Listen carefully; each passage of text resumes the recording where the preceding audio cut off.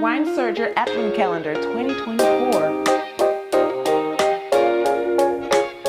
And it is clinging to the sides of the glass. It's so beautiful.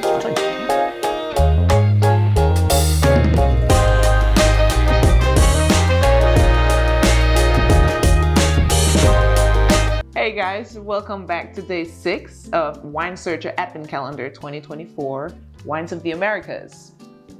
Today, David, we have a Chardonnay. It's the first Chardonnay, and it's the first white wine from USA. First California Chardonnay, yeah. And in fact, very appropriately, this is from vineyards in the Cienega Valley, and these are the oldest continually producing vineyards anywhere in California.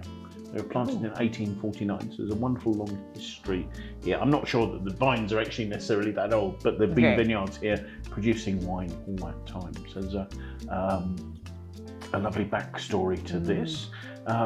And Chardonnay, probably the white grape variety that most people think about when they're thinking about California wines. So from a lovely location overlooking the Salinas Valley, where some of the wonderful wines of Monterey County and that sort of thing come from. So a lovely location for Chardonnay in terms of that the Salinas Valley tends to be quite cool, and this is on the top of the ridge with the Central Valley, the warmer Central Valley behind that, and an area cooled by the nearby Pacific Ocean. So it's normal for white wines to be in a cooler location, yeah. Just so they can keep their freshness and their acidity. White grapes will mature earlier, so that they can grow in cooler locations.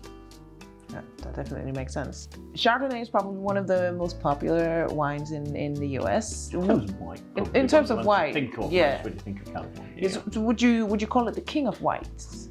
I don't know that I'd go quite that far, but certainly there'd be, if you think of what are your examples of top quality wines, I suppose you'd think about white Burgundy, and that's where Chardonnay is from in France. And I also think that really Chardonnay it's a winemaker's wine. It tends to be that if you're making aromatic varieties such as Riesling or Sauvignon Blanc, the flavours are very much determined in the vineyard.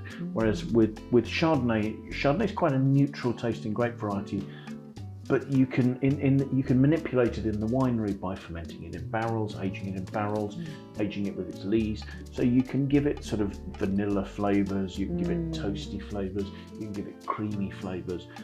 So as a winemaker, you can craft a wine out of Chardonnay in a way that you can't with some other varieties. So other varieties would not necessarily be kept in barrels. I mean, to an extent they may be, but yes, if you're making a Sauvignon Blanc, you'll probably make most of that in a stainless steel tank. So you're preserving the beautiful aromas that you're getting in there.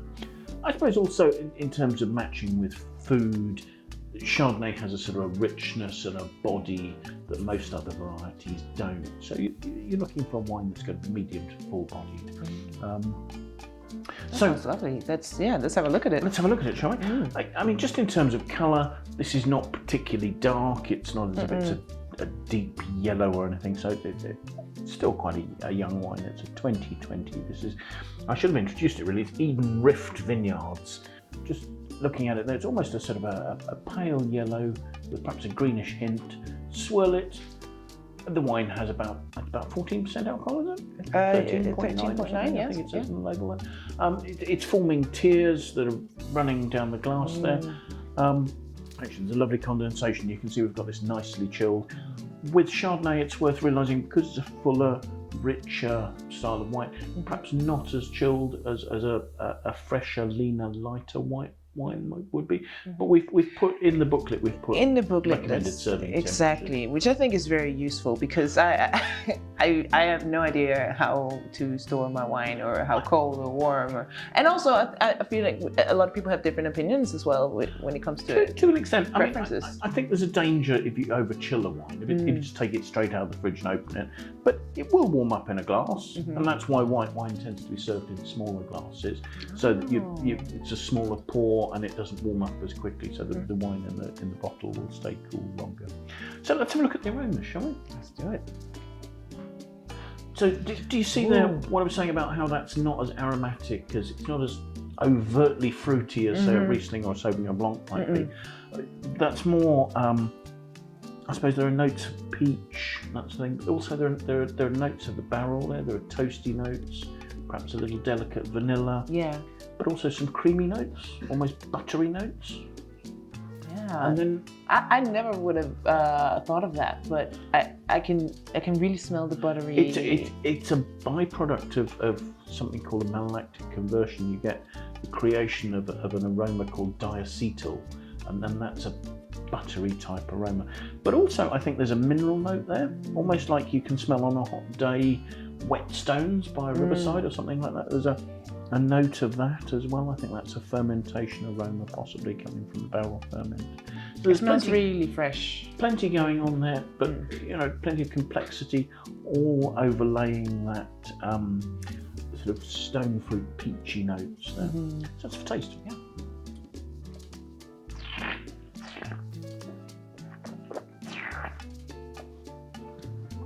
Sorry, I'm doing that slooshing thing. Yeah. We're at day 6, so it's okay. So hopefully what you're seeing there is a dry wine. It's dry, yeah. I mean, there's a richness. It's not thin. There is a sort of a lemony fresh note. There is acidity there. It's not the sharpest. It's not sort of green apple sharpness. It's a more delicate, probably because the wine's undergone a malolactic conversion, which has softened it there. Okay. Can you get a creamy texture? Creamy, it's buttery definitely notes? a creamy texture. Well, I think it's smooth. It's silky in a way. It's easy. It how do you say it? Like, well, the wine's aged in barrel for 11 months. You think, well, how does that influence the smoothness? Well, what they do is after the fermentation, after the fermentation, the yeasts will die, and that creates what they call lees.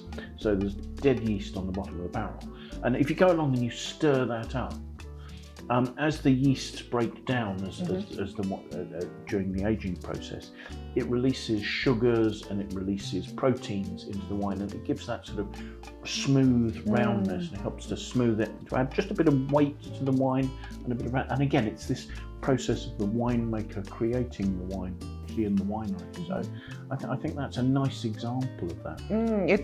It's very easy to drink. I think it's well, it's not the fullest body. I mean, you'll get Chardonnay that's more from perhaps warmer climates, that's more full bodied, is more like sort of ripe apricot flavours and plenty of vanilla and this sort of thing. This has got that little bit of minerality and freshness. I think the flavours are quite long. It's probably just mid-weight. It's not a really full-bodied white. So using the terms full body, and half, all these like fancy terms, is that normal to use for white? Because I've only heard them in relation to red. I suppose it's relative to other white wines. Hopefully we'll see some fuller bodied whites as we go on through this process. But this is a relatively rich wine. That's going to help it pair with sort of more. That'll help it pair with fuller bodied foods. White meats, that sort of thing. White meats and cheeses. This would be lovely with. Yes, cheeses, definitely. I think this would be good with river fish, white meats, that sort of thing. Yeah, I can see how this could go really well with fish and cheeses. But it just reminds me, you were talking about minerals and stones. Minerality. Some people talk about salinity with this sort of thing. I don't think people are completely sure how those flavours make their way into wine. A lot of it comes as a result of the fermentation, and its notes given off by the yeast during fermentation. And often that relates to the soil types in the vineyard. And that's to do with what nutrients are available, and the nutrients available in the juice affect the fermentation and affect flavours that the yeasts can produce. For instance, this is a site where there's quite a lot of limestone soil, and the limestone soil is good because it provides an amount of water to keep the vine operating. But at the same time, it's a question of what nutrients are available from those soils, and particularly this is a location that's right on the San Andreas fault, so there's a very particular mineral makeup of the soil there that I think comes through on the fermentation. So yes, earthquake prone as a region. So yeah, I mean, I think that there is a very mineral nature to this this particular wine. I think we'll find that we've got another Chardonnay later on in the selection for the Advent calendar, which is a bit sort of richer, fuller, more ripe fruit. So perhaps more typically what we think of as California Chardonnay. So very, very interesting. And I think whether you're a pro or you're completely new to wine, I think this calendar really takes us through the journey of different types of wine and history. Trying to show you the different facets, the different aspects of it. Yeah, I'm learning so much, and I think you could learn so much more if you scan the QR code, go to winesearcher.com, and there you'll find lots of information. A lot of the information that David is blessing us with. Well, hopefully there's lots of information to help you inform your buying decisions. Yes, thank you so much for watching. I hope you've enjoyed the white wine with us, and we're looking forward to seeing you again tomorrow for day 8. Bye now. Cheers.